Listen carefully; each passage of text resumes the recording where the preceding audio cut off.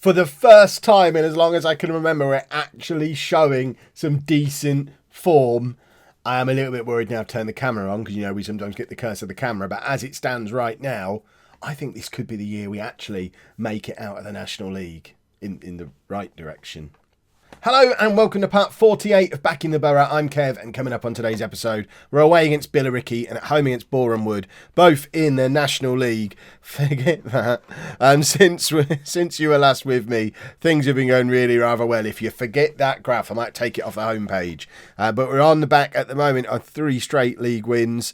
There's a couple of little red bits dotted around in there, but the important thing is Sedwin Scott and Livesey Mason are playing well together, and 14 games in, we find ourselves second in the league, just 2 points off the top, 4 points clear of Northampton, who are the team just outside the playoffs. Mason is the second highest scorer in the division, unbelievably, because he's got 17 goals from 14 games. That's not enough to be top scorer, because FC United have got a 20-year-old lad who's on loan from Forest, who's got 19 goals from 14 games. I'm not looking forward to playing FC United. But Mason is the best player in the division on average rating, with Omar second.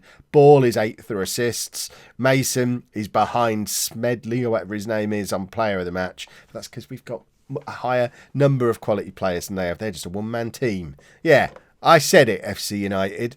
And this is the team we're putting out there for the first of today's 2 games. We've got Can in goal.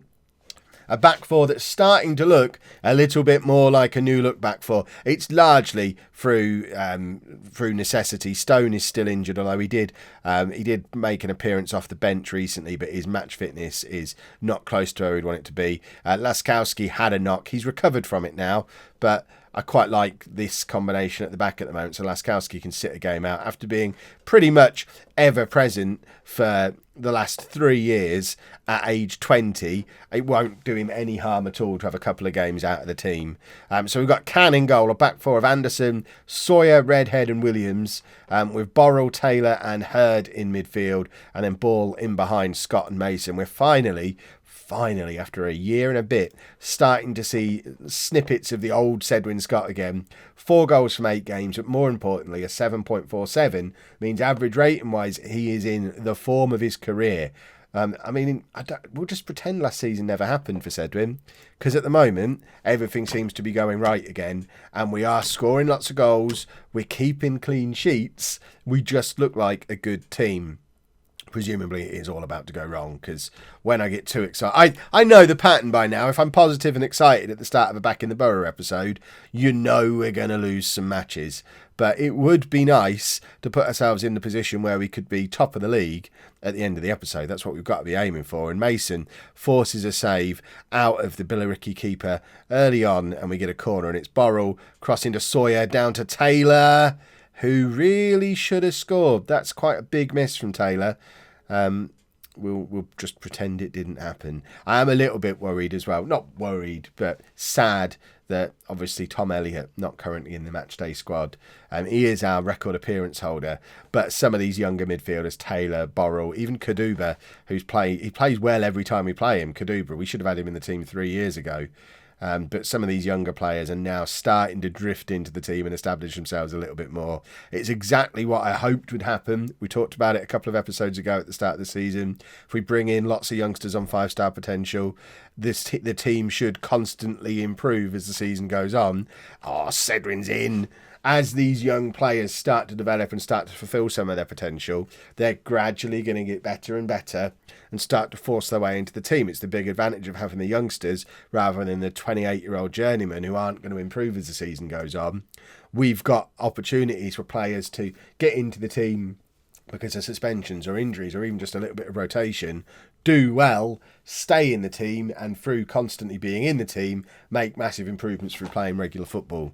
It's an exciting time to be a Nuneaton fan, and as it stands right now, we are top of the National League, 14 in our third games through the season. It's Hurd with a ball over the top. Scott is chasing, and the Billericay keeper manages to get hold of it, and Scott's going to chase him down again, and hopefully we're just going to get the ball back up the other end again. Borrell's still training to be a central midfielder. He's getting quite good at it now, which is why he's back in the team. Mason pretty weak shot for Mason, but look at the stats on this game so far. We've had 9 shots. They've had none.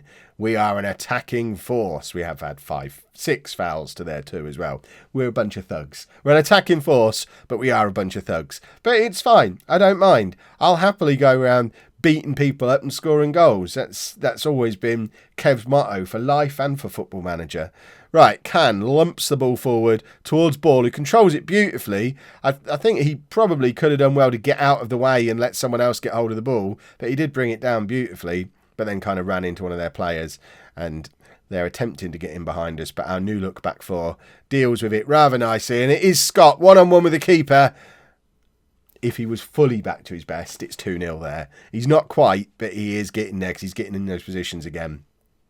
Right, last chance before the half-time whistle. It's Ball on the edge of the area, finds Redhead, plays it to Mason and Hurd, and we're just knocking the ball around with ease, and really we should be more than 1-0 up at half-time, but it looks like we are going to go into half-time 1-0 up. At least we're winning, but we should be, I mean, we've had 12 shots to their none.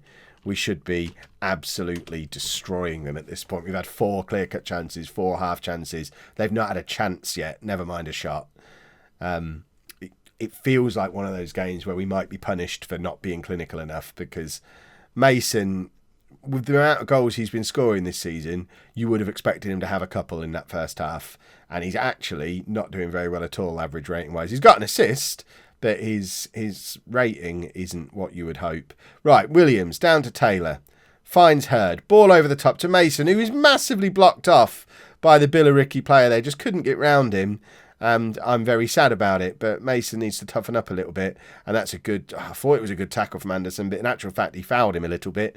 And the player kept the ball. Hurd. Ball over the top to Mason this time. Surely he's going to cross it to Scott. Back to Mason. Back to Scott. What are they doing? Somebody have a shot. I don't understand what just happened. Pair of idiots. Right, it's still unbelievably only 1-0. We've had 5 clear-cut chances, 6 half chances. I'm starting to feel very afraid about what is inevitably going to happen any time now. Right, it's Boro to Scott. Please can we score a second goal? Anderson. I don't even know who that was who got it through to Scott. It's Hurd. Ball. Mason. Surely now he does score. It's 2-0. It's Mason's 18th goal of the season. His 50th goal for Nuneaton as well. We need to keep an eye on that, about who our all-time top scorer is, because both Mason and Scott are probably both around the 50-goal mark now. And I don't know who the all-time top scorer for Nuneaton is, but we've already set all-time appearance holder at like 200 and something. So the top goal scorer ever is not going to be over 100 goals, surely. Right, substitution o'clock. We're going to take off Sawyer and get Laskowski on. And we're going to bring Kaduba on into midfield, because like I say, Kaduba always plays well in this midfield. But we're going to swap a few. He's our Carrilero, and we'll stick Borrell out as the Mazzala. And I think we'll leave it at that for now. We don't need to make a third substitution at the moment. When we're only 2-0 up, it makes sense to keep one of them just hovering around in case we get an injury. And Scott with a free kick, and weirdly plays it to Ball, who quite spectacularly misses from about 40 yards out. And it looks like, as it stands right now, Hartlepool are slipping up. We might actually be ending this episode. Not ending the episode. We've got another game. Don't panic. But we might be ending this match top of the league, which will be the first time, I think, we've been top of the league since the days in the National League North. You're probably going to tell me we had a few minutes top of the league in the last episode as well that I've forgotten about. There's a chance that might have happened. Mason's in again. It's his second of the game. Our third. Number 20 of the season for Mason. It is a lovely assist from Anderson as well, as per the commentary at the bottom of the screen. It's a lovely cross, and at full stretch, Mason turns it past the keeper.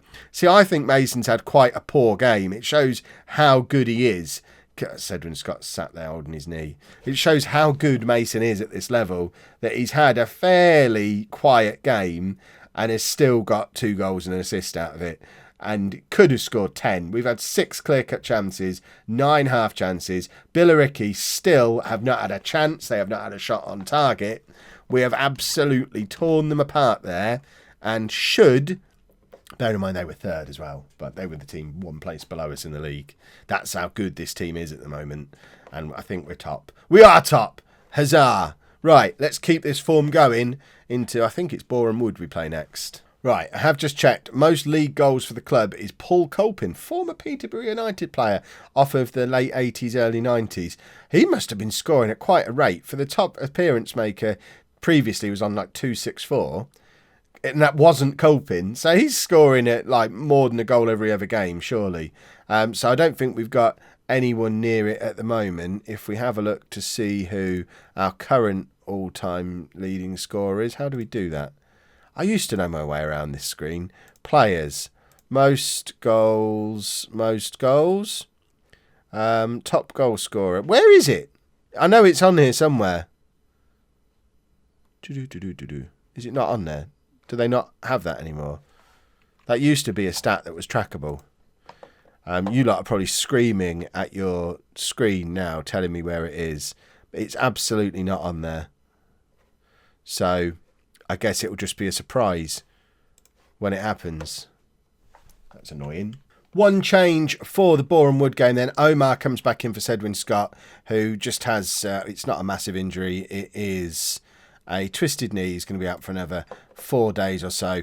Tom Elliott also has a little injury, which was why he wasn't in the squad before. I picked the team the night before. You know how I do these things. So I'm less worried now. Tom Elliott, he'll be back, because I went looking for him to put him back in the team for this game and realised he was injured.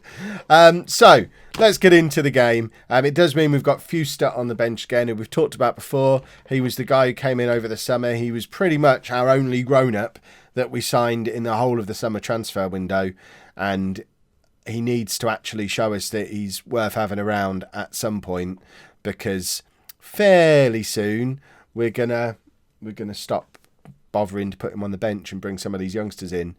So this is a big opportunity for him today, assuming he can get on the pitch. Remember, Omar and Mason have been an exceptional striker partnership this season, with Omar right up there with Mason as one of the best players in the league according to average ratings, and Omar's injured, so here's Fuster's chance. Can we edit out all that bit about Fuster might not get an opportunity? Right, Fuster, on you come. Which way round do you two go? I mean, it doesn't really matter. Neither of them really want to be a target man, so Fuster can do it. Mason has done it a couple of times when partnering with Omar, but Mason's our main man. Let's play him in his preferred position, and Fuster will just have to find a way to get into the team around him. Right, Hurd. He's running very slowly in the wrong direction, and then gets tackled. I mean, that's championship quality there. That's why they don't want to sell him to us. They'll just let him. Can keep coming on loan, but he's got a future with, I think it's Cardiff, his parent club, because he can do things like that. Taylor intercepts, and it is Mason. He's in behind and doesn't score. Come on, Livesey, what you playing at, man? Right, Borrell with the corner. It's drilled in low, and it was a pretty poor corner, actually, but ball collects towards the edge of the area. Redhead always seems to be the man who picks it up there. He's running back to his own area, and they keep giving him the ball, and he doesn't want it there. Mason sort of went for that and then stopped, and I don't know why he stopped, because I think if he'd have properly closed down the keeper there, he could have put him under some pressure. Right, Borrell to ball to Mason. This is a beautiful free kick. I would love to pretend that I own a tracksuit and I've ever been to the training ground, but whoever is taking training takes all the credit for that. That was stunning. We can do set pieces as well, everybody. That was awesome. Right, Mason, 21 goals this season now, I think. And as it stands, we're 3 points clear at the top of the league. Hartlepool seem to be crumbling. I don't know what's going on at Hartlepool. They were doing so well early on in the season, but it all seems to have gone a little bit wrong for them over the last couple of games. Right, let's try and not have a repeat of what happened in the last game, because I was a little bit panicky as we hit 70 minutes. I'd like a couple more goals early on in this second half. It's Moore with the cross, and it's cleared. Comes to Anderson again, who whips it back in. Mason's there, and he's onside, and it's his second of the game, his fourth of the episode. This man, according to our coaches, is only a 2.5-star striker. He's only the fourth best striker at the club. If I let my coaches have their way, Mason wouldn't even be getting on the bench for us, And that's, I think, 21 goals from 16 games now this season. Don't always trust the star ratings and your assistant manager, boys and girls. That's Kev's lesson of the day. Can someone go into the stream chat at some point on Twitch and let Stream Kev know that? Because perhaps if he picked the team sometimes, Lollujo FC would be doing a little bit better. And we should be 3-0 up there. Mason squared the ball beautifully for Ball, who missed again. Ball, he looks like a bit of an ideas man. And sometimes they come off, like with a well-worked free kick. And sometimes he gets the ball and just does something weird with it. And I think he is constantly trying for the spectacular. And sometimes it might be better for him to just try and win a football match. But then we wouldn't score goals like that crazy free kick we just got. So perhaps it's all right having one maverick in the team. Taylor really controlled that quite poorly there, and we didn't really recover. Both of our fullbacks had pushed on massively. Redhead, as usual, turns slower than I do. And Laskowski's probably looking at that thinking, yep, I'm back in the team next game. Cracking. Right, substitution o'clock. Shall we make that? I think we might even make that change now. Laskowski on for Redhead. We're only 1 goal up. We can't really risk it. And I want to get Joel Kabuda into the midfield as well, so Borrell can come off for him. Kaduba, proper Carrilero. I realise after everything I said in the last game, we've now gone into the last 20 minutes with all 3 substitutions used. Slightly outside of my control today because of the injury to Omar, but hopefully we do manage to hold on. Hartlepool have now come back to life and are up to 33 points, just 1 point behind us. Billericay have recovered from being destroyed in the last match as well, because they're still only 3 points behind us. And it is Ball, finds Fuster, who just lets it run past him, which was silly. Taylor picks it up quite deep, finds more to Hurd, and we're not really awake to it again. And with 3 minutes left on the clock, Boreham Wood is starting to look a little bit more dangerous than I'd like them to look in the circumstances. That's a great tackle from Anderson, and now he's got the chance to break as well. Finds Fuster, and it's over the top to Livesey Mason. Who else would we want to have the ball there? But it is straight at the keeper. I mean, it is a similar story to Boreham Wood. We've had 7 good chances, 4 clear-cut, 3 half chances. They've not had a proper chance. They have had 9 shots, but only one of them's been on target. None of them would be classed as even a half chance. So they're just shooting from range and potluck stuff here and there. But they are going to equalise if we're not careful. Billericay have scored 5 goals against Dagenham and Redbridge after not getting a shot against us. Where Dagenham are only just outside the playoffs. We're a good team. We do need to hold on here against Boreham Wood, though, and we are under massive pressure. They are starting to create some chances, and it's Taylor to clear and Mason to chase. Can he close? I mean, he's shattered. He can't close down their defender. But we've got a chance to clear it up towards him again. But this time it goes towards Fuster, who's one-on-one with the keeper and tried to chip it, I think, over him, and it just hit him in the chest. Goes out for a corner, and it is ball to cross. It falls to Hurd. Redhead's not on the pitch to mess up, but Hurd messes up this time. And with 15 seconds left, they're running down the right wing, and Joe Anderson is an absolute hero. What a tackle. And surely we get a bit of a final whistle now. We do. We win back-to-back games. I think that's 5 league wins in a row at this point. We are top of the league. Things are looking good at Nuneaton. Is this going to be the season we finally break into the Football League for the first time in our history? Get those fingers crossed. If you have enjoyed that, please make sure you leave a nice big thumbs up on there for me. Subscribe to the channel for daily Football Manager videos. And thank you very much for watching.